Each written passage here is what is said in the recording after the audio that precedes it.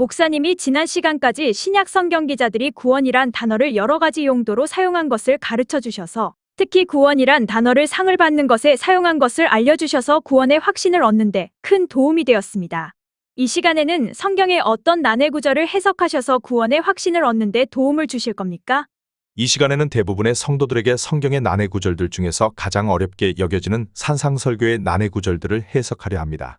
대부분의 성도들이 산상설교 때문에 구원의 확신을 갖지 못하는 것이 현실이기 때문입니다. 다시 말해서 제가 아무리 구원이란 단어가 여러 가지 용도로 사용된 것과 성도가 예수님을 믿을 때 영생을 얻은 것을 설명해도 산상설교의 본뜻을 모르면 구원의 확신을 가질 수 없기 때문입니다. 오늘 강의가 정말로 기대가 됩니다. 저도 산상설교 때문에 크게 고민한 적이 한두 번이 아닙니다. 그러시군요. 대부분의 성도들이 산상설교 때문에 그런 고민을 하고 있습니다. 오랜 세월 동안 대부분의 기독교인들이 산상설교의 핵심 부분, 즉 마태복음 5장 20절부터 7장 27절까지를 직설법 교훈으로 해석했기 때문에 그런 비극이 일어났습니다. 산상설교의 핵심 부분의 일부를 보겠습니다. 마태복음 5장 20절. 너희 의가 서기관과 바리새인보다 더 낫지 못하면 결코 천국에 들어가지 못하리라. 마태복음 5장 21절로 22절. 옛사람에게 말한 바 살인하지 말라. 누구든지 살인하면 심판을 받게 되리라 하였다는 것을 너희가 들었으나 나는 너희에게 이르노니 형제에게 노하는 자마다 심판을 받게 되고 형제를 대하여 라가라 하는 자는 공회에 잡혀가게 되고 미련한 놈이라 하는 자는 지옥 불에 들어가게 되리라. 마태복음 5장 27절로 30절. 또 간음하지 말라 하였다는 것을 너희가 들었으나 나는 너희에게 이르노니 음욕을 품고 여자를 보는 자마다 마음에 이미 간음하였느니라. 만일 내 오른 눈이 너로 실족하게 하거든 빼어내버리라. 내 백체 중 하나가 없어지고 온몸이 지옥에 던져지지 않는 것이 유익하며 또한 만일 내 오른손이 너로 실족하게 하거든 찍어내버리라. 내 백체 중 하나가 없어지고 온몸이 지옥에 던져지지 않는 것이 유익하니라. 마태복음 5장 38절로 45절. 또 눈은 눈으로 이는 이로 갚으라 하였다는 것을 너희가 들었으나 나는 너희에게 이르노니 악한 자를 대적하지 말라. 누구든지 내 오른편 뺨을 치거든 왼편도 돌려대며 또 너를 고발하여 속옷을 가지고자 하는 자에게 겉옷까지도 가지게 하며 또 누구든지 너로 억지로 오리를 가게 하거든 그 사람과 심리를 동행하고 내게 구하는 자에게 주며 내게 꾸고자 하는 자에게 거절하지 말라. 이같이 한즉 하늘에 계신 너희 아버지의 아들이 되리니. 마태복음 7장 13절로 14절. 좁은 문으로 들어가라. 멸망으로 인도하는 문은 크고 그 길이 넓어 그리로 들어가는 자가 많고 생명으로 인도하는 문은 좁고 길이 협착하여 찾는 자가 적음이라. 마태복음 7장 21절. 나더러 주여 주여 하는 자마다 다 천국에 들어갈 것이 아니요 다만 하늘에 계신 내 아버지의 뜻대로 행하는 자라야 들어가리라. 산상설교의 핵심 부분을 직설법 교훈으로 해석하는 목회자들은 다음과 같이 주장합니다. 믿음을 갖고 산상수훈을 그대로 행하는 자는 결국 영생을 얻을 것이지만 산상수훈을 행치 않는 자는 멸망할 것입니다. 천국에 들어가는 것은 우리가 예수님의 말씀을 듣고 그것을 행하느냐 행하지 않느냐에 달렸다. 우리가 천국에 들어가기 위하여서는 예수님의 은혜에만 기대하며 주여, 주여를 외치는 믿음으로는 충분치 않다. 다만 하늘에 계신 내 아버지의 뜻대로 행하는 자. 하나님 나라에 들어가는 확실한 조건에 대한 말씀이다. 예수께서는 여기서 참된 믿음은 하나님의 뜻에 순종하여 행하는 것임을 말씀하시어 믿음이 전인격적인 차원의 문제이지 단순히 지적인 차원이나 감정적인 차원이 아님을 분명히 하신다. 직설법은 사실 그대로를 표현하는 수사법입니다. 직설법으로 정말 많이 준다고 하면 진짜로 많이 주는 것을 뜻합니다. 산상설교의 핵심 부분을 예수님이 중생한 신자들에게 하신 직설법 교훈으로 해석하면 중생한 신자도 산상수훈을 지켜서 천국에 가야 한다고 주장하거나 진짜로 중생한 신자는 반드시 산상수훈을 지켜서 천국에 간다고 주장하거나 산상수훈을 외면할 수밖에 없습니다. 그런데 산상설교의 핵심 부분을 직설법 교훈으로 해석하는 사람들은 예수님이 가르치신 율법들의 수준이 어마어마하게 높은 것 때문에 크게 고민합니다. 주님의 말씀을 정직하게 해석하면 좁은 문으로 들어가서 천국에 갈 사람이 한 사람도 없다는 생각이 저절로 들기 때문입니다.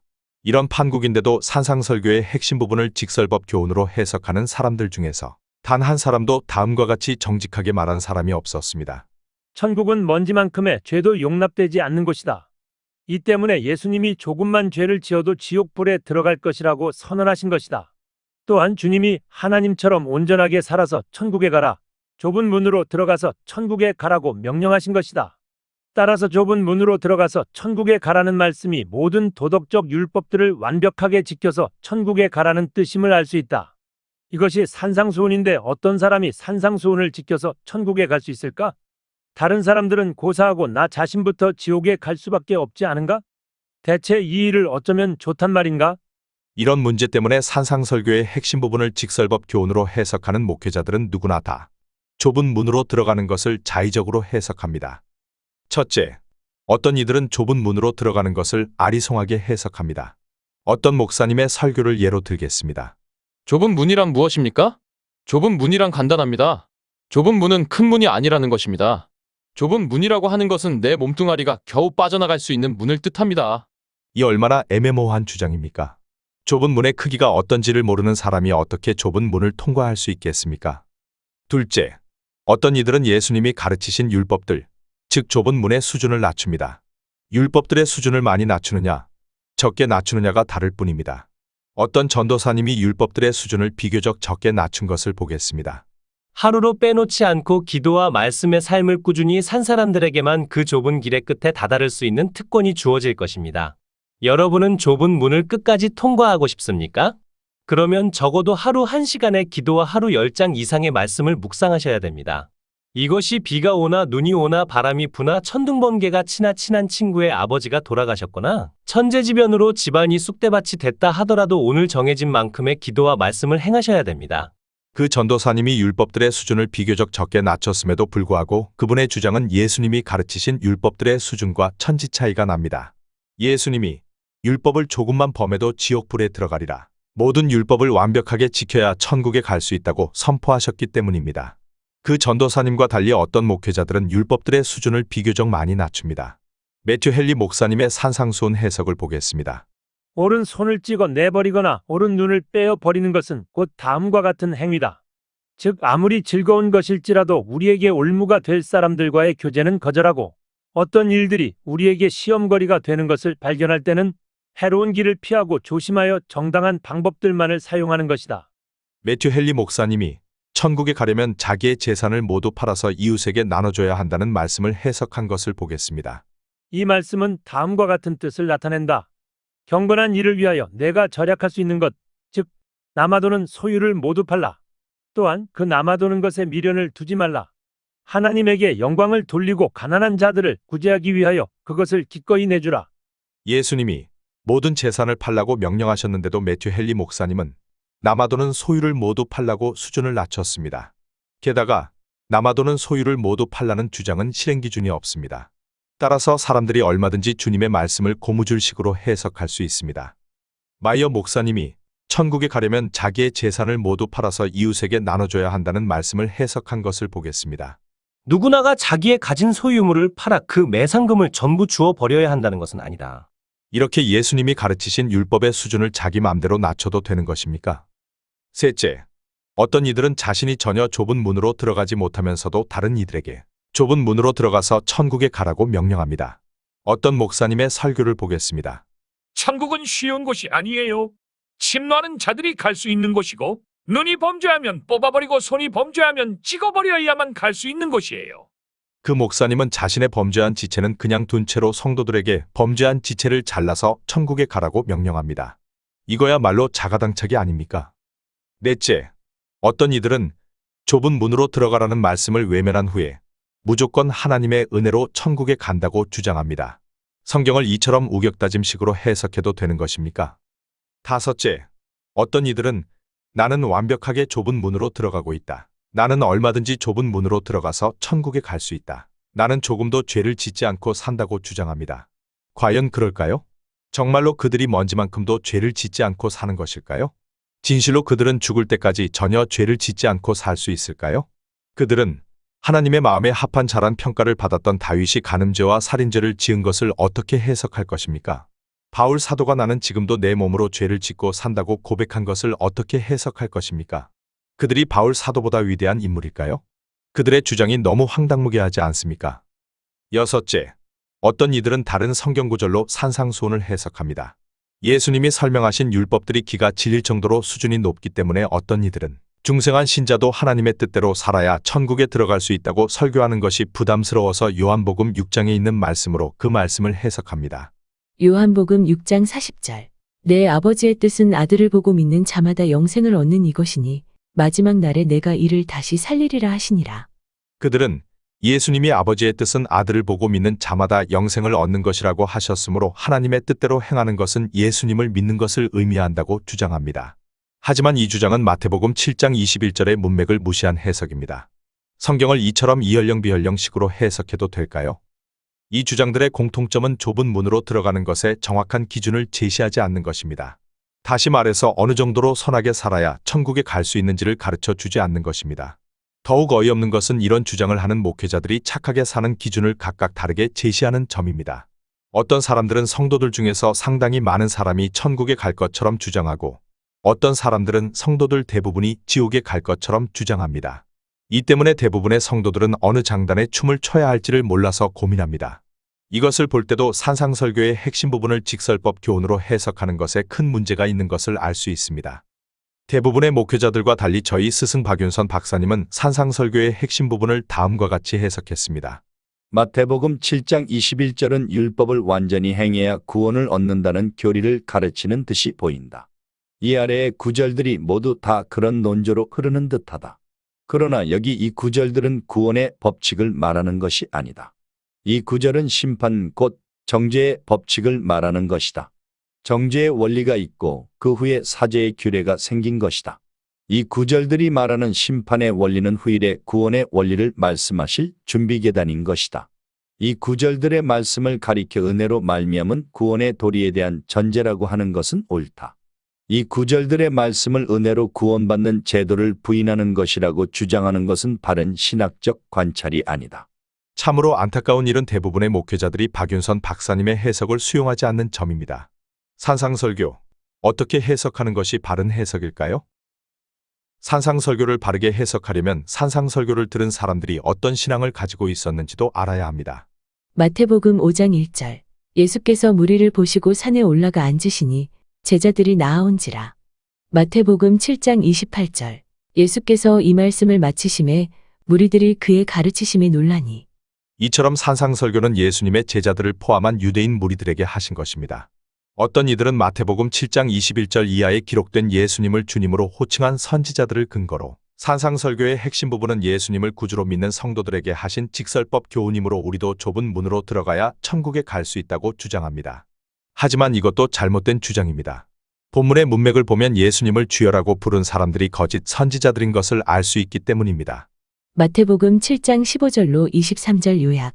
거짓 선지자들을 삼가라. 양의 옷을 입고 너희에게 나아오나 속에는 노략질하는 일이라.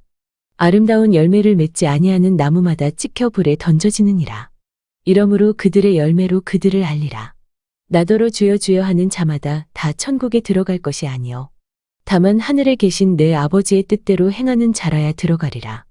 그날에 많은 사람이 나더러 이르되 주여 주여 우리가 주의 이름으로 선지자 노릇을 하며 주의 이름으로 귀신을 쫓아내며 주의 이름으로 많은 권능을 행하지 아니하였나이까 하리니 그때에 내가 그들에게 밝히 말하되 내가 너희를 도무지 알지 못하니 불법을 행하는 자들아 내게서 떠나가라 하리라. 본문을 요약해 보겠습니다. 거짓 선지자들은 노략질하는 이리와 같으므로 그들은 반드시 지옥에 갈 것이다.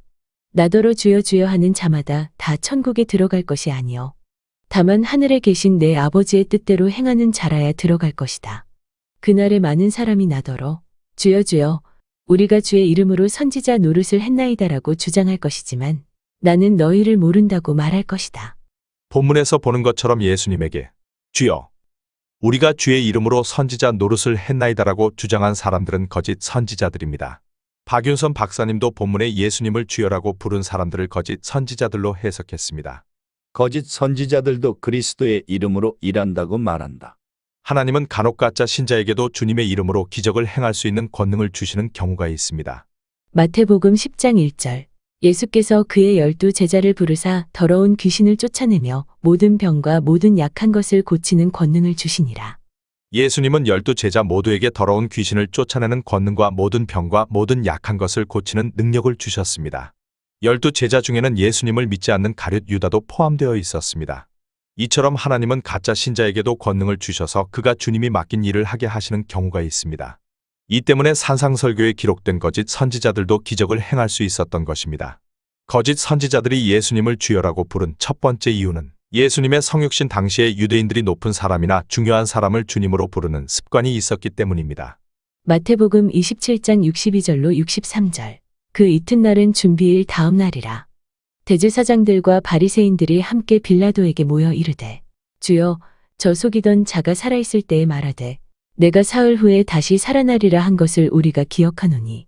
거짓 선지자들이 예수님을 주여라고 부른 두 번째 이유는 주님께 아부해서라도 지옥에 가지 않기 위해서입니다. 그러나 그런 아부가 주님께 통할 리 없습니다. 주님은 그들에게 불법을 행한 자들아 내게서 떠나가라고 명령하셨습니다. 주님이 말씀하신 불법은 첫째로 율법을 범한 것을 의미하고 둘째로 그들이 예수님을 구주로 믿지 않은 것을 뜻합니다. 거짓 선지자들을 불신자로 취급하는 것에는 이의가 없을 것입니다. 그러나 산상설교를 들은 사람들이 모두 거짓 선지자일 수는 없습니다. 그들 중에 예수님의 제자들이 있기 때문입니다. 과연 예수님의 제자들은 예수님을 구주로 믿는 사람들이었을까요?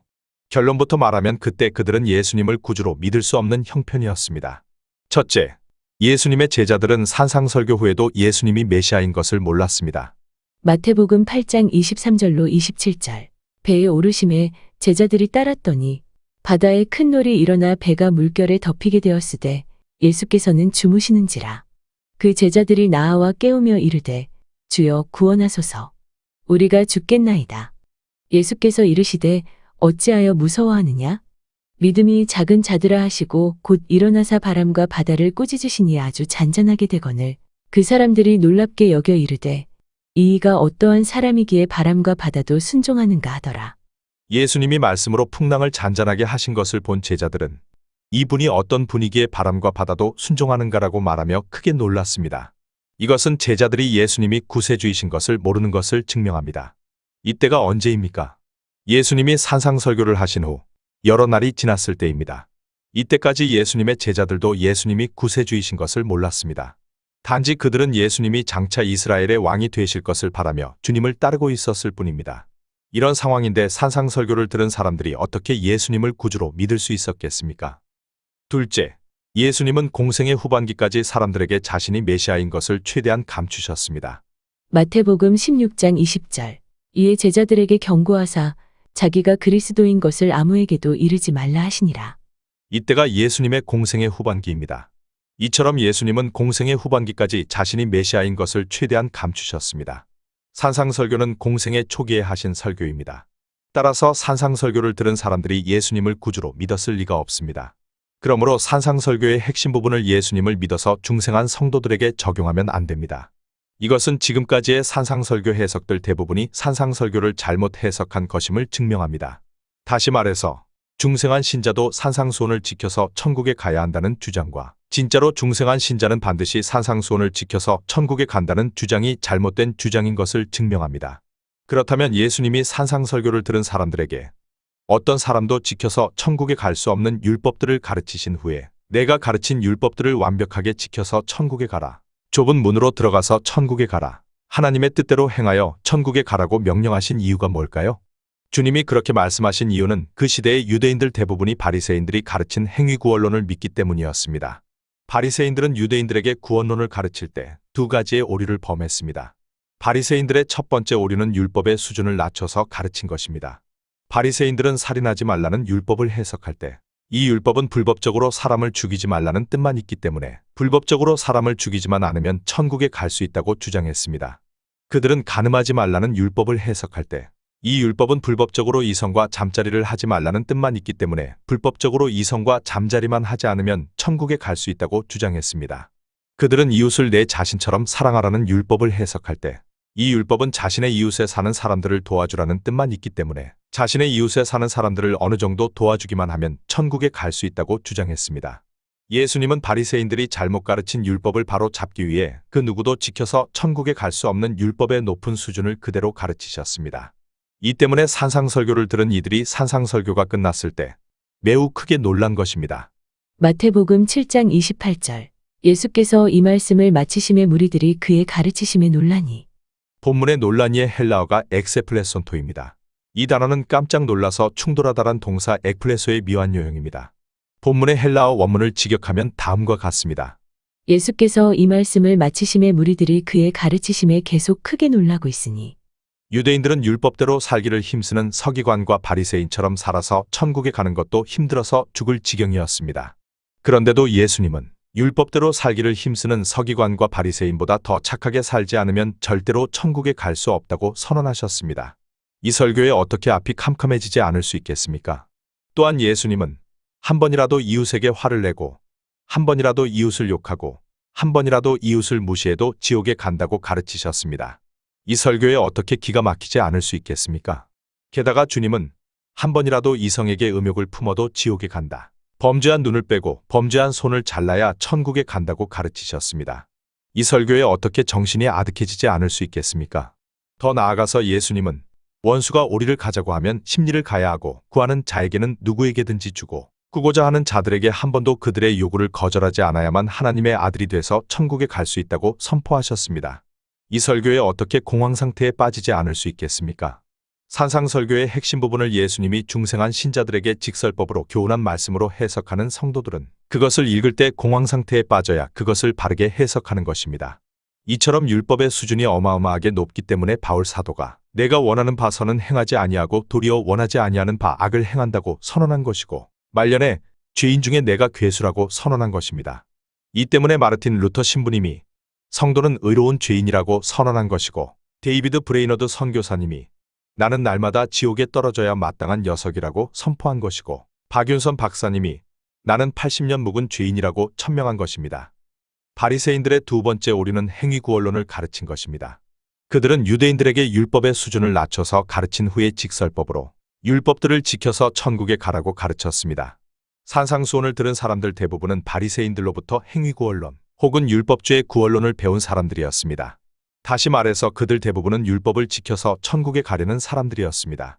예수님은 행위구원론을 믿는 유대인들에게 그 누구도 지켜서 천국에 갈 수 없을 정도로 수준이 높은 율법의 본뜻을 가르치신 후에 율법을 조금만 범해도 지옥불에 들어갈 것이라고 선포하셨습니다. 그 후에 그들에게 범죄한 눈을 뽑고 범죄한 손을 잘라서 천국에 가라. 하나님처럼 온전하게 살아서 천국에 가라. 좁은 문으로 들어가서 천국에 가라. 하나님의 뜻대로 살아서 천국에 가라. 반석 위에 집을 지어서 천국에 가라고 명령하셨습니다. 이처럼 예수님은 산상설교를 통해 행위구원이 절대로 불가능한 것을 선포하셨습니다. 이 때문에 산상설교를 들은 사람들이 큰 충격을 받아서 공황 상태에 빠진 것입니다. 한편 예수님 당시의 유대인들 대부분은 하나님을 구주로 믿고 있었습니다. 구약시대에는 하나님을 구주로 믿어서 영혼구원을 받았기 때문입니다. 예수님이 오신 후로는 예수님을 구주로 믿어서 영혼구원을 받습니다. 그런데 예수님 시대의 유대인 성도들과 지금의 성도들이 비슷합니다. 그 시대의 성도들이 자기가 하나님을 구세주로 믿어서 영생을 얻은 것을 몰라서 율법을 지켜서 천국에 가려 애쓴 것처럼 지금의 성도들은 자기가 예수님을 구세주로 믿어서 영생을 얻은 것을 몰라서 산상수훈을 지켜서 천국에 가려 했습니다. 이 얼마나 어이없는 일입니까? 목사님의 산상설교 해석을 들을수록 저를 포함한 대부분의 기독교인들이 산상설교를 크게 잘못 해석한 것을 알 수 있습니다. 시간이 조금 지났지만 강의 내용이 너무나 중요해서 목사님의 산상설교 해석을 끝까지 듣는 것이 좋겠습니다. 알겠습니다. 그럼 계속 설명하겠습니다. 한국인 최초로 성경 66권 주석을 집필한 박윤선 박사님은 산상설교의 핵심 부분을 직설법 교훈으로 해석하지 않았습니다. 그분은 그 말씀을 다음과 같이 해석했습니다. 마태복음 5장 17절부터 7장 29절도 소망 없는 율법주의의 선언이 아니다. 이 부분은 그리스도를 믿음으로만 구원받게 되는 도리를 간접적으로 가르친다. 즉 그것은 참된 율법의 표준은 높기 때문에 사람이 지키기 어려울 것을 보여주어서 사람으로 하여금 하나님의 은혜로만 구원받을 수 있음을 기대하게 한다. 저는 신학생 시절에 박윤선 박사님이 쓴 성경신학이란 책을 통해 그분의 산상설교 해석을 알았습니다. 그 해석에 전적으로 동의했습니다. 그 해석을 따르지 않으면 산상설교의 율법들을 아리송하게 해석하거나 수준을 낮춰서 해석하거나 자가당착을 범하며 해석하거나 우격다짐식으로 해석하거나 황당무계하게 해석할 수밖에 없기 때문이었습니다.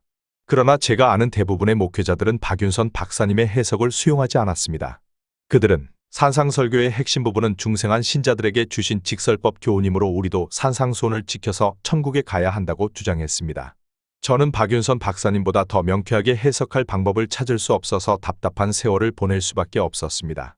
2010년 7월 30일 오전 6시경입니다. 새벽 기도를 마친 후에 방에서 쉬고 있을 때였습니다. 하나님이 문득 제 머릿속에 너희가 먹을 것을 주라는 말씀이 떠오르게 하셨습니다. 그와 동시에 산상설교가 직설법 교훈이 아니라 반어법 교훈인 것이 깨달아졌습니다. 마음속에서 기쁨이 샘처럼 솟아올랐습니다.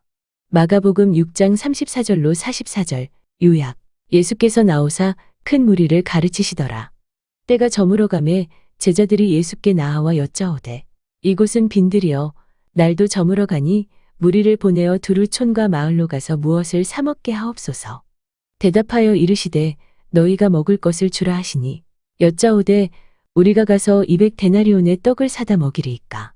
이르시되 너희에게 떡 몇 개나 있는지 가서 보라 하시니 알아보고 이르되 떡 5개와 물고기 2마리가 있더입니다 하거늘 예수께서 떡 5개와 물고기 2마리를 가지사 하늘을 우러러 축사하시고 떡을 떼어 제자들에게 주어 사람들에게 나누어 주게 하시고 또 물고기 2마리도 모든 사람에게 나누심에 다 배불리 먹고 남은 떡 조각과 물고기를 12바구니에 차게 거두었으며 떡을 먹은 남자는 5,000명이었더라. 본문은 벳세다 광야에서 예수님이 오병이어의 기적을 일으키신 것을 기록한 말씀입니다. 그때 모인 사람들은 장년 남자만 5,000명이었습니다. 여자들과 어린이들을 합하면 1만 명이 넘는 사람들이 그곳에 모였을 것입니다. 어느덧 저녁이 됐습니다. 아마도 노인들은 힘없이 앉아 있었을 것이고 아이들은 배가 고파서 칭얼댔을 것입니다. 이렇게 되자 1만 명이 넘는 무리에게 저녁을 먹이는 일이 큰 문제로 대두됐습니다. 하지만 예수님의 제자들은 무리에게 저녁을 먹일 방법을 찾을 수 없었습니다. 어쩔 수 없이 그들은 예수님께 무리를 보내어 마을에 들어가서 먹을 것을 사 먹게 하소서라고 건의했습니다. 그때 주님은 그들에게 매우 엉뚱한 명령을 하셨습니다. 갈 것 없다. 너희가 먹을 것을 주어라. 이 말씀을 들은 대부분의 제자들은 눈이 휘둥그레졌을 것입니다. 요즘 유행어로 멘붕이 됐을 것입니다. 자기들이 절대로 할 수 없는 일을 예수님이 하라고 명령하셨기 때문입니다.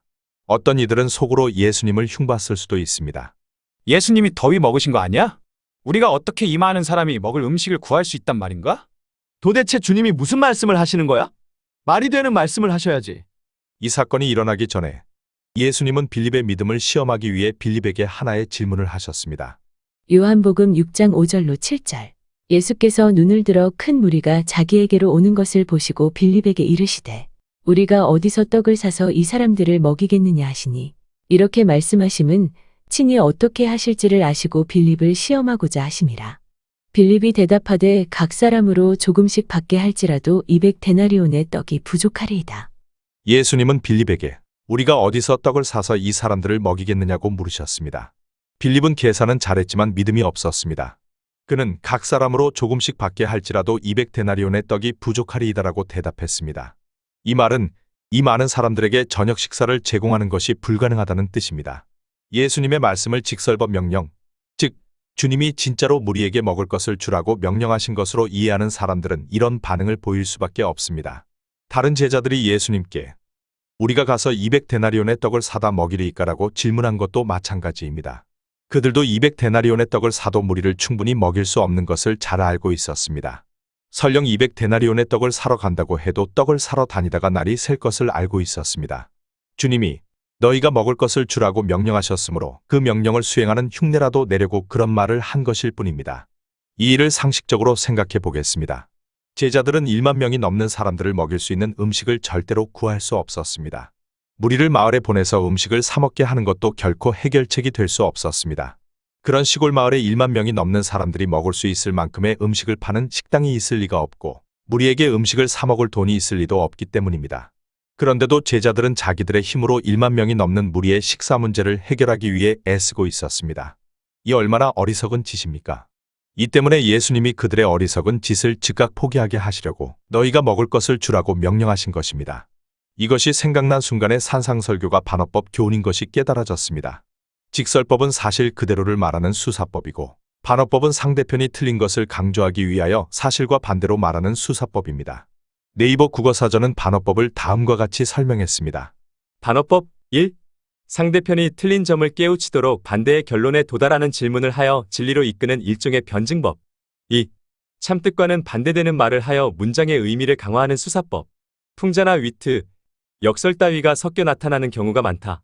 인색하다는 뜻으로 쓴 참 푸지게도 준다 따위이다. 반어법의 예를 몇 가지 더 든다면 가지 말 것을 강조하기 위해 가라고 하거나 만지지 말 것을 강조하기 위하여 만지라고 하거나 보기 흉한 것을 강조하기 위해 꼴 좋다고 말하는 것을 들 수 있습니다. 반어법은 표현한 것과 반대로 해석해야 바른 해석이 됩니다.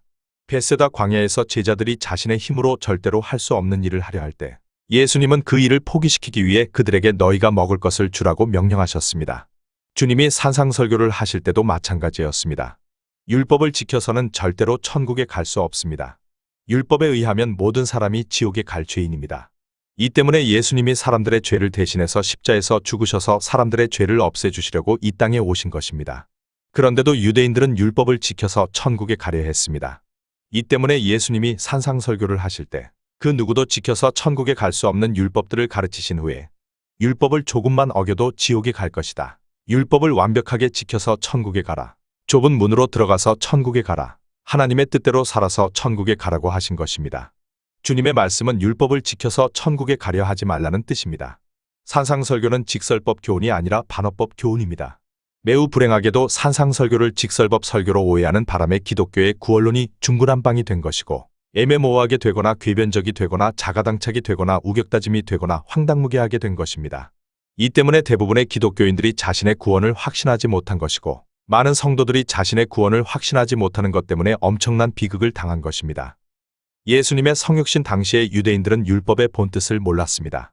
바리새인들이 율법의 수준을 대폭 낮춘 후에 유대인들에게 아무리 하나님을 믿어도 율법을 잘 지켜야 천국에 갈 수 있다고 가르쳤기 때문입니다.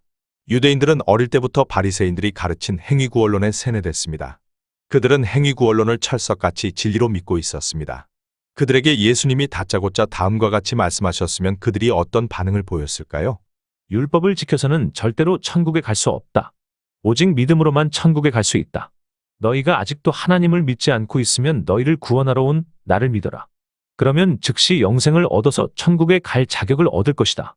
예수님이 이렇게 말씀하셨으면 유대인들은 모두 콧방귀를 뀌며 주님을 멸시했을 것입니다. 이런 사람들에게는 율법의 본뜻부터 가르쳐서 율법을 지켜서는 절대로 천국에 갈 수 없는 것을 알려주는 게 최선입니다. 이 때문에 예수님은 산상설교 때 그 누구도 지켜서 천국에 갈 수 없을 정도로 어마어마하게 수준이 높은 율법의 본뜻부터 가르치셨습니다. 그 후에 내가 가르친 율법들을 조금만 어겨도 지옥불에 들어가리라고 선포하셨습니다. 이어서 반어법으로 내가 가르친 율법들을 하나님처럼 완벽하게 지켜서 천국에 가라고 명령하셨습니다. 이것이 좁은 문으로 들어가서 천국에 가라. 하나님의 뜻대로 살아서 천국에 가라는 말씀의 본뜻입니다. 다시 강조하겠습니다. 산상설교의 핵심 부분은 다음과 같은 뜻입니다. 율법들을 지켜서 천국에 가려 하지 말라. 범죄한 눈을 뽑고 범죄한 손과 발을 잘라서 천국에 가려 하지 말라. 하나님처럼 온전하게 살아서 천국에 가려 하지 말라. 좁은 문으로 들어가서 천국에 가려 하지 말라. 하나님의 뜻대로 살아서 천국에 가려 하지 말라. 반석 위에 집을 지어서 천국에 가려 하지 말라. 예수님의 말씀과 바리새인들의 주장은 말의 형태가 똑같습니다. 바리새인들만 율법을 지켜서 천국에 가라고 가르친 것이 아닙니다. 예수님도 율법을 지켜서 천국에 가라고 가르치셨습니다. 하지만 양자의 내용은 정반대입니다. 바리새인들은 율법의 수준을 대폭 낮춘 후에 직설법으로 율법을 지켜서 천국에 가라고 명령한 것이고 예수님은 율법의 본뜻을 가르치신 후에 반어법으로 율법을 지켜서 천국에 가라고 명령하신 것입니다. 다시 말해서 바리새인들은 율법을 지켜서 천국에 가라고 명령한 것이고 예수님은 율법을 지켜서 천국에 가려 하지 말라고 명령하신 것입니다. 이것을 깨달아야만 성경이 가르치는 은혜 구원론을 바르게 이해할 수 있습니다. 목사님의 해석에 전적으로 공감합니다. 그런데요, 목사님, 성경의 산상설교의 핵심 부분이 반어법 교훈인 것을 증명하는 증거가 있습니까? 당연히 있습니다. 그러면 지금부터 산상설교의 핵심 부분이 반어법 교훈인 것을 증명하는 성경의 증거들을 소개하겠습니다. 첫째, 누가복음 13장 24절이 산상설교의 핵심 부분이 반어법 교훈인 것을 가장 분명하게 증명합니다. 누가복음 13장 23절로 24절. 어떤 사람이 여짜오되 주여 구원을 받는 자가 적으니이까. 그들에게 이르시되 좁은 문으로 들어가기를 힘쓰라. 내가 너희에게 이르노니 들어가기를 구하여도 못하는 자가 많으리라.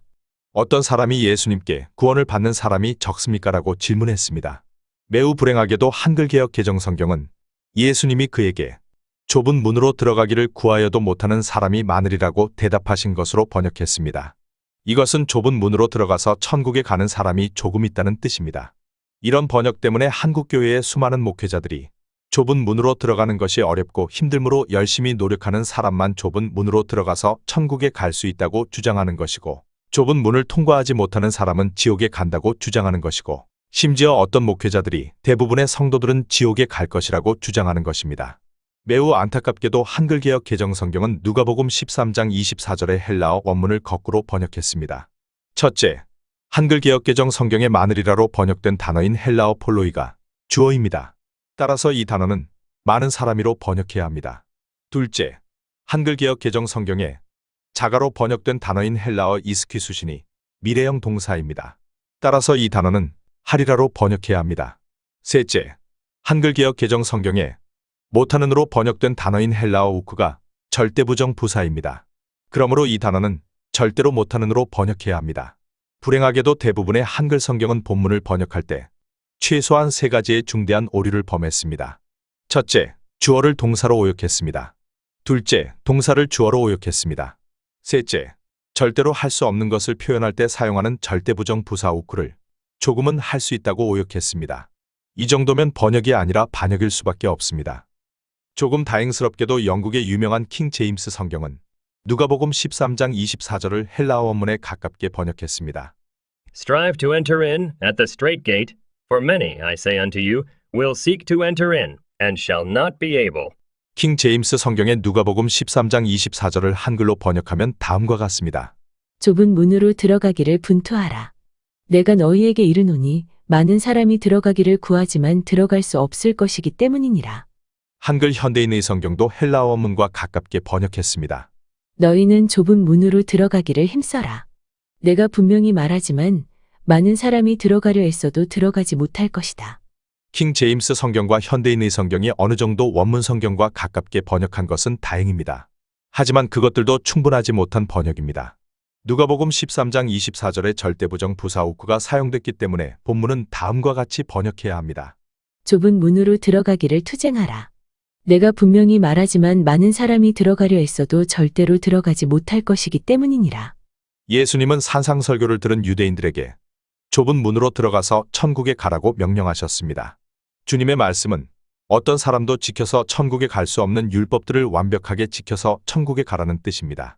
만일 좁은 문으로 들어가서 천국에 가라는 말씀이 직설법 교훈이면 예수님은 두루미를 초청한 후에 접시에 스프를 담아서 두루미에게 준 야비한 여우 같은 존재가 되실 수밖에 없습니다.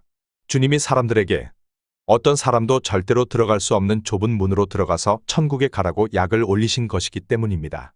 이런데도 좁은 문으로 들어가라는 말씀을 직설법 교훈으로 해석할 것입니까? 헬라어 원문 성경의 누가복음 13장 24절은 산상설교의 핵심 부분을 직설법 교훈으로 해석하는 것이 오류임을 증명하는 스모킹 건입니다. 억지를 부리거나 산상설교의 수준을 크게 낮추지 않는 한 중생한 신자도 좁은 문으로 들어가서 천국에 가야 한다고 주장할 수 없습니다. 둘째, 예수님이 어떤 부자 청년에게 하신 말씀도 산상설교의 핵심 부분이 반어법 교훈인 것을 증명합니다. 누가복음 18장 18절로 27절 요약. 어떤 관리가 물어 이르되 선한 선생님이여 내가 무엇을 하여야 영생을 얻으리이까? 내가 계명을 안 하니 간음하지 말라, 살인하지 말라, 도둑질하지 말라, 거짓 증언하지 말라, 내 부모를 공경하라 하였느니라.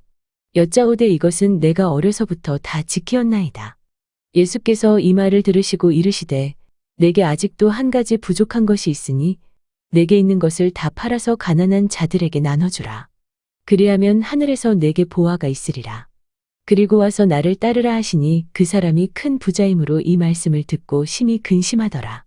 예수께서 그를 보시고 이르시되 재물이 있는 자는 하나님의 나라에 들어가기가 얼마나 어려운지 낙타가 바늘귀로 들어가는 것이 부자가 하나님의 나라에 들어가는 것보다 쉬우니라 하시니 듣는 자들이 이르되 그런즉 누가 구원을 얻을 수 있나이까? 이르시되 물을 사람이 할 수 없는 것을 하나님은 하실 수 있느니라. 본문은 어려서부터 착하게 살아서 천국에 가기를 매우 많이 힘쓴 어떤 부자 청년이 예수님을 찾아왔을 때 일어난 일을 기록한 것입니다. 부자 청년은 예수님께 제가 무슨 선한 일을 해야 천국에 갈 수 있겠습니까? 라고 질문했습니다. 예수님은 그에게 내가 천국에 가려면 계명들을 지키라고 답변하셨습니다. 주님의 말씀에 그 청년은 아주 당당하게 저는 어려서부터 계명들을 다 지켰습니다라고 대답했습니다. 그의 말을 볼 때 그가 어려서부터 천국에 가기 위해 매우 열심히 착한 일을 한 것을 알 수 있습니다. 그런데도 예수님은 그에게 내게 아직도 한 가지 부족한 것이 있으니 내게 있는 것을 모두 팔아서 가난한 자들에게 나눠주고 나를 따르라고 명령하셨습니다. 예수님의 말씀을 직설법 교훈으로 이해하면 주님의 말씀을 그랜드 종합 주석처럼 해석할 수밖에 없습니다. 영생을 얻는 두 가지의 길이 제시되어 있는데 첫째는 재산을 포기하는 것이고 둘째는 그 이후 예수님을 따르는 것이다. 예수님이 부자 청년에게 내가 천국에 가려면 계명들을 지키라고 명령하시자 그 청년은 아주 당당하게 저는 어려서부터 계명들을 다 지켰습니다라고 대답했습니다. 그의 말을 볼 때 그가 어려서부터 천국에 가기 위해 매우 열심히 착한 일을 한 것을 알 수 있습니다. 그런데도 예수님은 그에게 내게 아직도 한 가지 부족한 것이 있으니 내게 있는 것을 다 팔아서 가난한 자들에게 나눠주고 나를 따르라고 명령하셨습니다. 부자 청년은 주님의 말씀을 직설법 명령으로 이해했습니다. 다시 말해서 그는 주님의 말씀을 너의 재산을 모두 팔아서 가난한 사람들에게 나눠주고 나를 따라야 천국에 갈 수 있다고 해석했습니다. 이 때문에 그는 예수님의 말씀에 매우 큰 충격을 받아서 심히 근심했습니다. 자기의 모든 재산을 팔아서 가난한 사람들에게 나눠준 후에 사실상 거지가 돼서 예수님을 따르는 것이 도저히 불가능하게 여겨졌기 때문입니다. 본문의 글을 보시고는 자신의 구원에 절망해서 크게 근심하는 부자 청년을 보시고를 의미합니다. 예수님은 주님의 명령에 큰 충격을 받아서 심히 근심하는 부자 청년을 보시며 행위 구원론자들이 완전히 기가 질릴 말씀을 하셨습니다. 재물이 있는 자는 하나님의 나라에 들어가기가 얼마나 어려운지 낙타가 바늘귀로 들어가는 것이 부자가 하나님의 나라에 들어가는 것보다 쉬우니라. 본문에 재물이 있는 자는 어려서부터 착하게 살아서 천국에 가려고 매우 열심히 착한 일을 한 그 청년 같은 매우 착한 부자를 뜻합니다. 예수님이 착한 일을 해서 천국에 가는 것이 누구에게도 불가능한 것을 가르치시려고 부자 청년처럼 착한 부자도 하나님의 나라에 들어가기가 얼마나 어려운지 낙타가 바늘귀로 들어가는 것이 착한 부자가 하나님의 나라에 들어가는 것보다 쉽다고 말씀하신 것입니다. 부자 청년은 천국에 가기 위해 어려서부터 지금까지 매우 열심히 착한 일을 했습니다. 그는 예수님께 저는 어려서부터 십계명을 다 지켰습니다라고 말할 정도로 매우 열심히 착한 일을 했습니다. 그런데도 예수님은 그에게 너는 그것으로 천국에 들어갈 수 없다고 선언하셨습니다. 이 말씀만으로도 그 청년은 자신이 천국에 가는 것이 거의 불가능하게 여겨지는 것 때문에 심히 근심하고 있었습니다. 그런 상황에서 주님은 이 청년처럼 어려서부터 착하게 살기를 힘쓴 부자도 천국에 가는 것이 절대로 불가능하다고 선언하셨습니다. 성경에 기록되어 있지는 않지만 주님의 말씀에 그 청년은 어마어마하게 큰 충격을 받았을 것입니다. 그가 주님의 말씀을 착하게 살아서 천국에 갈 사람이 한 사람도 없다는 뜻으로 해석했을 것이기 때문입니다. 부자 청년만 큰 충격을 받은 것이 아닙니다. 예수님의 말씀을 직설법 교훈으로 착각한 예수님의 제자들도 이루 말할 수 없이 큰 충격을 받았습니다. 그들은 주님께 다음과 같이 질문했습니다. 마태복음 19장 25절. 제자들이 듣고 몹시 놀라 이르되 그렇다면 누가 구원을 얻을 수 있으리이까? 악한 부자가 지옥에 가는 것 때문에 크게 놀랄 사람은 한 사람도 없습니다. 그러므로 주님의 말씀이 어려서부터 천국에 가기 위해 매우 열심히 착한 일을 힘쓴 부자 청년 같은 사람도 천국에 들어가는 것이 절대로 불가능하다는 뜻임을 알 수 있습니다. 이것이 사실이면 어부나 세리로 살며 많은 죄를 지은 예수님의 제자들은 100%, 1000% 지옥에 갈 수밖에 없습니다. 이 때문에 제자들이 매우 크게 놀라서 그렇다면 누가 구원을 얻을 수 있습니까? 라고 질문한 것입니다. 그들의 말은 천국에 갈 사람이 한 사람도 없는 것 아닙니까? 라는 뜻입니다. 이것을 볼 때 제자들이 그때까지 복음을 깨닫지 못하고 있었던 것을 알 수 있습니다. 다시 말해서 그들 역시 행위구원론을 믿고 있었던 것을 알 수 있습니다. 제자들이 복음을 깨닫고 있었으면 깜짝 놀라지 않고 다음과 같은 반응을 보였을 것이기 때문입니다. 맞습니다, 주님. 저 청년처럼 어려서부터 착하게 살기를 힘쓴 사람도 예수님을 믿지 않으면 절대로 천국에 갈 수 없습니다. 율법은 먼지만큼 어겨도 지옥에 떨어질 정도로 무서운 것입니다.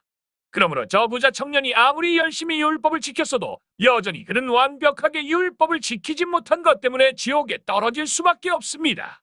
저 부자 청년같이 율법을 지켜서 천국에 가려고 애쓰는 사람들이 정말 불쌍합니다. 제자들이 자신의 구원을 확신하지 못해서 불안해할 때 예수님이 그들에게 복음을 들려주셨습니다. 사람으로는 할 수 없으나 하나님으로서는 다 하실 수 있느니라. 이 말씀은 사람은 선하게 살아서는 절대로 영생을 얻을 수 없고 오직 하나님의 은혜로 예수님을 믿을 때만 영생을 얻을 수 있다는 뜻입니다. 그제야 제자들은 자신의 구원의 소망을 가질 수 있었을 것입니다. 만일 부자 청년이 재산을 모두 팔아서 가난한 사람들에게 나눠주고 예수님에게 왔으면 어떻게 됐을까요? 예수님이 그에게 그만하면 천국에 들어갈 자격이 충분하다. 너처럼 착한 일을 많이 한 사람이 천국에 못 가면 누가 천국에 가겠느냐고 말씀하셨을까요? 예수님은 절대로 그렇게 말씀하지 않으셨을 것입니다. 그가 모든 재산을 이웃에게 나눠줬어도 여전히 그는 천국에 들어갈 자격이 조금도 없기 때문입니다. 다시 말해서 예수님이 산상설교에서 설명하신 율법들에 의하면 그가 아무리 착한 일을 많이 했어도 그는 여전히 지옥에 떨어질 죄인이기 때문입니다. 주님은 그에게 또다시 그 청년이 매우 하기 힘든 일을 시키셨을 것입니다. 그가 앞발 뒷발 다 들 때까지 그렇게 하셨을 것입니다. 이것을 볼 때도 예수님이 부자 청년에게 반어법으로 말씀하신 것을 알 수 있습니다. 또한 부자 청년이 주님의 말씀을 직설법으로 알아들었기 때문에 매우 크게 근심한 것도 알 수 있습니다. 상식적으로 생각해 보십시오. 낙타 바늘귀 비유가 직설법 교훈이면 구약시대의 부자로 살다가 재산을 자손에게 물려주고 죽은 아브라함과 다윗은 지옥에 갔을 수밖에 없지 않겠습니까?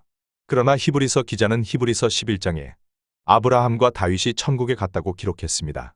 이것을 볼 때도 낙타 바늘귀 비유가 반어법 교훈임을 알 수 있습니다. 목사님의 명쾌한 해석에 마음의 응어리가 풀어지는 느낌이 듭니다. 목사님, 성경에 산상설교가 반어법 교훈인 증거가 또 있습니까? 또 있습니다. 셋째, 예수님이 어떤 율법교사에게 하신 말씀도 산상설교의 핵심 부분이 반어법 교훈인 것을 증명합니다. 누가복음 10장 25절로 28절. 어떤 율법교사가 일어나 예수를 시험하여 이르되 선생님 내가 무엇을 하여야 영생을 얻으리이까? 예수께서 이르시되 율법에 무엇이라 기록되었으며 내가 어떻게 읽느냐?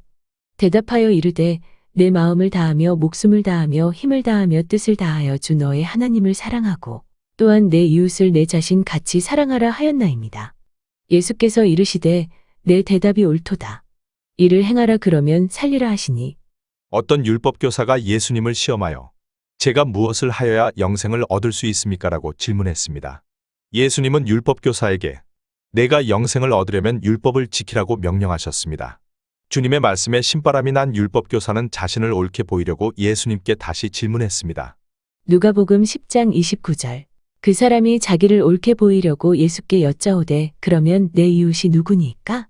예수님이 내 이웃에 사는 사람들이 내 이웃이라고 말씀하시면 율법교사는 자신이 이웃에 사는 사람들을 여러 명 도와준 것을 자랑할 참이었습니다. 그러나 예수님은 그의 예상과 전혀 다른 이웃을 소개하셨습니다. 주님이 소개하신 이웃은 위험한 길을 다가가 강도를 만나서 죽을 지경에 이른 사람입니다. 성경에 기록되어 있지는 않지만 주님의 말씀에 율법교사는 앞이 캄캄해졌을 것입니다. 이 세상에는 강도, 즉 사람 강도, 질병 강도, 실패 강도를 만나서 죽을 지경에 이른 사람이 수없이 많기 때문입니다. 다시 말해서 선한 사마리아인처럼 살아서 천국에 갈 사람이 한 사람도 없기 때문입니다. 이것을 볼 때 예수님이 율법교사에게 선한 사마리아인처럼 살아서 천국에 가라고 명령하신 것이 율법들을 지켜서 천국에 가려 하지 말라는 뜻임을 알 수 있습니다. 넷째, 예수님과 함께 십자가에서 죽은 한편 강도 역시 산상설교의 핵심 부분이 반어법 교훈인 것을 증명합니다. 산상설교의 핵심 부분이 직설법 교훈이면 예수님과 함께 십자가에서 죽은 한편 강도는 절대로 천국에 갈 수 없습니다. 첫 번째로 그가 죄를 너무 많이 지었기 때문입니다. 두 번째로 그가 범죄한 눈과 손과 발을 제거하지 않았기 때문입니다.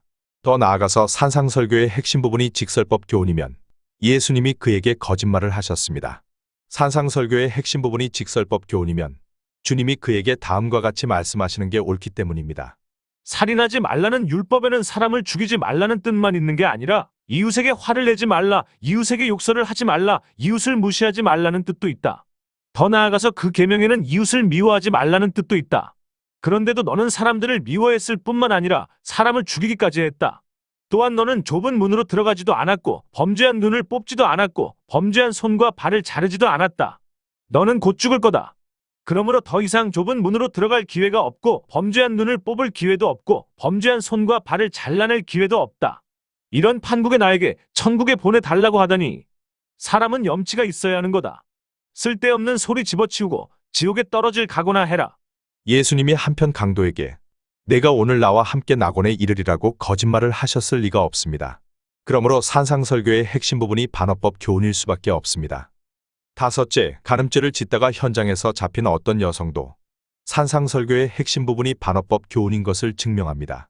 요한복음 8장을 보면 간음죄를 짓다가 현장에서 잡힌 어떤 여성이 나옵니다.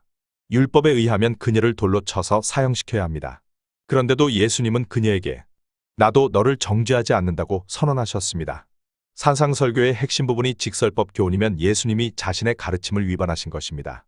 주님이 자신의 입으로 음욕을 품기만 해도 지옥불에 들어가리라고 말씀하셨고, 오른 눈이 범죄하면 뽑아서 천국에 가고 오른손이 범죄하면 잘라서 천국에 가라고 말씀하셨으면서도 실제로 간음죄를 범한 여성에게는 나도 너를 정죄하지 않는다고 모순되게 말씀하셨기 때문입니다. 산상설교의 핵심 부분이 직설법 교훈이면 예수님은 그녀에게 다음과 같이 말씀하셨을 것입니다. 너는 너의 눈과 손과 발로 죄를 너무 많이 지었다. 지옥에 가기 싫으면 돌에 맞아서 죽기 전에 너의 두 눈을 뽑고 두 손과 두 발을 잘라라. 두 눈과 두 손과 두 발을 가지고 지옥에 가는 것보다 두 눈과 두 손과 두 발이 없이 천국에 가는 것이 낫기 때문이다. 산상설교의 핵심 부분이 직설법 교훈이면 그 여성은 절대로 천국에 갈 수 없습니다. 그녀는 반드시 지옥에 가야 합니다. 음욕을 품기만 해도 지옥에 가고 남을 미워하기만 해도 지옥에 가는데 어떻게 진짜로 간음죄를 지은 사람이 천국에 갈 수 있겠습니까? 이 사건을 볼 때도 산상설교의 핵심 부분이 반어법 교훈임을 알 수 있지 않습니까? 여섯째, 폐륜죄를 지은 고린도 교회의 어떤 성도 역시 산상설교의 핵심 부분이 반어법 교훈임을 증명합니다. 고린도전서 5장을 보면 폐륜죄를 지은 어떤 성도가 나옵니다. 고린도전서 5장 1절로 5절. 요약. 너희 중에 심지어 음행이 있다 함을 들으니 그런 음행은 이방인 중에서도 없는 것이라. 누가 그 아버지의 아내를 취하였다 하는도다. 이런 자를 사탄에게 내주었으니 이는 육신은 멸하고 영은 주 예수의 날에 구원을 받게 하려 함이라. 본문에 기록된 성도는 불신자들도 좀처럼 짓지 않는 폐륜죄를 범했습니다. 나중에 자세히 설명하겠지만 그는 어쩌다 실수로 한번 폐륜죄를 범한 것이 아닙니다. 그는 그녀와 동거 생활을 하고 있었습니다. 그가 회개를 거부했기 때문에 바울 사도는 그의 육체를 사탄에게 맡겨서 죽게 만들었습니다. 산상설교의 핵심 부분이 직설법 교훈이면 그 성도는 절대로 천국에 갈 수 없습니다. 그는 반드시 지옥에 가야 합니다. 예수님이 음욕을 품어도 지옥불에 들어가리라고 말씀하셨기 때문입니다. 더 나아가서 주님이 간음죄를 지은 눈을 뽑고 손과 발을 잘라서 천국에 가라고 명령하셨는데도 그는 전혀 그렇게 하지 않았기 때문입니다. 다시 말해서 그가 간음죄를 지은 눈을 뽑고 손과 발을 자르기는커녕 고집스럽게 계속 그녀와 동거 생활을 했기 때문입니다. 그런데도 바울 사도는 그의 영이 천국에 가도록 조치했습니다. 이 사건을 볼 때도 산상설교의 핵심 부분이 반어법 교훈임을 알 수 있습니다. 일곱째, 예수님의 다른 가르침도 산상설교의 핵심 부분이 반어법 교훈인 것을 증명합니다. 산상설교의 핵심 부분을 직설법 교훈으로 해석하면 예수님의 다른 가르침과 충돌합니다. 예수님은 요한복음 10장 28절을 통해 내가 중생한 신자들에게 영원히 절대로 지옥에 가지 않는 영생을 주었다고 말씀하셨습니다. 그런 주님이 중생한 신자들도 율법들을 온전히 지키지 않으면 지옥에 간다고 모순되게 말씀하셨을 리가 있겠습니까?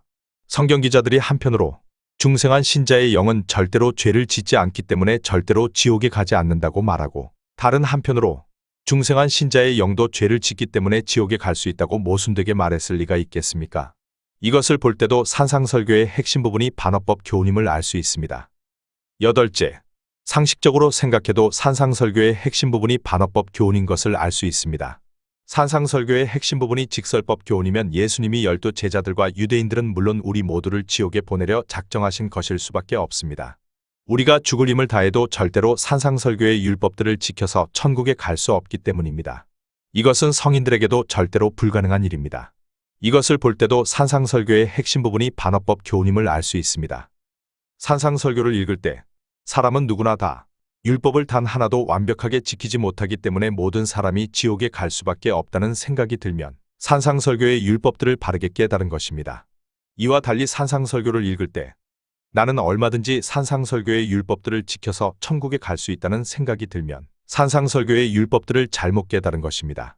아마도 좁은 문을 기독교인들이 반드시 들어가야 할 천국 문으로 오해하게 만드는데 가장 큰 영향을 끼친 책은 기독교인들에게 성경 다음으로 많이 읽히는 철로역정일 것입니다. 철로역정의 좁은 문을 통과한 후에 좁은 길을 가다가 시험과 유혹을 이기지 못해 구원에서 탈락하는 크리스천들이 많이 나오는 까닭입니다. 철로역정의 저자 존 버년이 성경의 구원론 난해 구절들의 본뜻과 누가복음 13장 24절의 본뜻을 몰라서 비성경적인 내용을 철로역정에 넣은 것입니다. 저는 철로역정을 개혁하기 위해 하나님의 은혜로 소설 구원론 신철로역정을 썼습니다. 어떤 분은 이 책을 읽은 후에 신철로역정을 자손들에게 갑오로 물려주겠습니다고 말했습니다. 어떤 분은 이 책을 읽은 후에 과거 시험에 10번 낙방한 후에 장원급제할 기분이라고 간증했습니다. 하나님께 영광을 돌립니다. 만일 성경주석학자인 박윤선 박사님이나 이상근 박사님이 산상설교가 반어법 교훈임을 깨달았으면 산상설교 논쟁이 오래전에 끝났을 것입니다. 만일 종교개혁자들이 산상설교가 반어법 교훈임을 깨달았으면 산상설교 논쟁이 500여 년 전에 끝났을 것입니다. 매우 아쉬운 대목입니다. 한편 산상설교의 핵심 부분을 직설법 교훈으로 해석하는 기독교인들은 이구동성으로 다음과 같이 주장합니다. 성령님이 성도를 도와주시기 때문에 성도는 얼마든지 산상수훈을 지켜서 천국에 갈 수 있다. 이 주장도 성경의 가르침이 아닙니다. 성령님이 성도를 도와주시는 것이 사실입니다. 하지만 성도가 율법을 완벽하게 지킬 수 있도록 도와주시지 않는 것도 사실입니다. 이것은 성경에 기록된 믿음의 사람들이 모두 죄를 지으며 신앙생활을 한 것이 증명합니다. 고린도전서 5장에는 불신자보다 더 악한 폐륜죄를 지은 성도가 천국에 간 기록이 있습니다. 바울 사도는 로마서 7장에서 나는 지금도 육신으로 죄를 짓는 것 때문에 크게 고민하고 있다고 고백했습니다. 다윗은 대부분의 불신자보다 더 큰 죄를 지었습니다. 그러므로 성령님이 성도를 도와주시기 때문에 성도는 얼마든지 산상수훈을 지켜서 천국에 갈 수 있다고 주장하면 안 됩니다. 그렇다면 중생한 신자는 좁은 문으로 들어가지 않아도 될까요? 중생한 신자는 도덕법을 지키지 않아도 될까요? 그렇지 않습니다. 하나님이 중생한 신자가 최선을 다해서 도덕법을 지키기를 원하시기 때문입니다. 첫째, 하나님이 정하신 도덕법이 만고불변의 법이기 때문에 중생한 신자도 최선을 다해서 도덕법을 지켜야 합니다. 둘째, 도덕법을 지켜서 천국에 갈 수는 없지만 도덕법을 지킨 만큼 하나님의 영광을 드러낼 수 있기 때문에 또는 도덕법을 지키지 않은 만큼 하나님의 영광이 훼손되기 때문에 중생한 신자도 최선을 다해서 도덕법을 지켜야 합니다. 셋째, 도덕법을 지킨 만큼 복과 상을 받기 때문에 중생한 신자도 최선을 다해서 도덕법을 지켜야 합니다. 넷째, 도덕법을 지키지 않은 만큼 저주를 받거나 상을 잃기 때문에 중생한 신자도 최선을 다해서 도덕법을 지켜야 합니다. 지금까지 설명한 것을 다음과 같이 요약할 수 있습니다. 산상설교의 핵심 부분은 예수님을 믿지 않는 사람들에게 행위구원론이 불가능한 것을 반어법으로 가르치신 교훈이다. 그러므로 중생한 신자도 산상수훈을 지켜야 천국에 갈 수 있다고 주장하면 안 된다. 산상설교의 핵심 부분이 반어법 교훈인 것을 알고 나니 구원의 확신이 더욱 굳어집니다. 정말 감사합니다. 할렐루야. 감사합니다. 목사님, 마지막으로 하실 말씀이 있으면 해주시기 바랍니다. 발칵 뒤집힌 기독교 구원론 이전에 출판한 지옥에 가는 크리스천들을 읽은 분들의 간증을 소개하겠습니다. 첫 번째로 어떤 전도사님의 독후감을 소개하겠습니다. 지옥에 가는 크리스천들? 가히 충격적입니다. 반어법은 신의 한 수 해석입니다. 오늘 새벽에 이 땅의 모든 목회자, 사역자, 교인들이 이 책을 읽도록 기도했습니다. 그리고 또 기도하겠습니다. 정말 하나님의 속뜻을 알려주신 놀라운 해석이고 감전된 듯 신선한 하나님의 은혜를 체감했습니다. 제 주위부터 책을 선물하겠습니다. 주소를 아는 대로 바로 이메일을 드리겠습니다. 지옥에 가는 크리스천들을 비롯한 저희 모든 책을 읽은 어떤 목사님은 다음과 같이 간증했습니다. 목사님의 책들을 교과서로 여기며 공부하고 있습니다. 어떤 교회 사모님의 간증을 소개하겠습니다. 목사님의 구원론을 듣고 얼마나 기쁘고 자유했는지 모릅니다. 사모로서 제대로 사명 감당을 못하니, 그리고 천국과 지옥에 갔다 온 서사라 목사님께서 지옥에 사모가 많더라고 주장하는 얘기를 듣고 너무나 두렵고 죄의식에 눌려 살았거든요. 그렇게 간증하는 목회자들이 너무 많아서 진짜라고 믿고 있었어요. 정말 영계가 혼란스러운 시대를 살고 있는 것 같아요. 목사님께서 그런 분들의 잘못을 일일이 말씀으로 분별시켜 주셨으면 좋겠어요. 목사님을 알게 해주신 하나님께 감사드립니다. 구원의 확신을 얻으려는 분들은 이 강의를 반복해서 듣는 것이 좋을 것입니다. 또한 발칵 뒤집힌 기독교 구원론을 반복해서 읽는 것이 좋을 것입니다. 마귀가 여러분의 머리에 계속 행위구원론을 집어넣을 것이기 때문이고 너무나 많은 목회자들이 행위구원론을 전파하기 때문이고 매우 오랜 세월 동안 행위구원론에 세뇌되었기 때문입니다. 목사님의 말씀에 100% 공감합니다. 저부터 그렇게 하겠습니다. 긴 시간 동안 산상설교의 난해 구절들을 명쾌하게 해석해 주셔서 감사드립니다. 할렐루야. 긴 시간 동안 강의를 들어주셔서 감사드립니다. 모든 성도님들이 구원의 확신을 얻어서 기쁘고 힘차게 하나님을 섬기게 되기를 기도하겠습니다. 감사합니다. 잠시 안내 말씀을 드리겠습니다. 성경이 가르치는 구원에 관한 자세한 설명은 발칵 뒤집힌 기독교 구원론을 참고하시기 바랍니다. 성경이 가르치는 구원에 관한 쉽고 재미있는 설명은 신철로 역정을 참고하시기 바랍니다.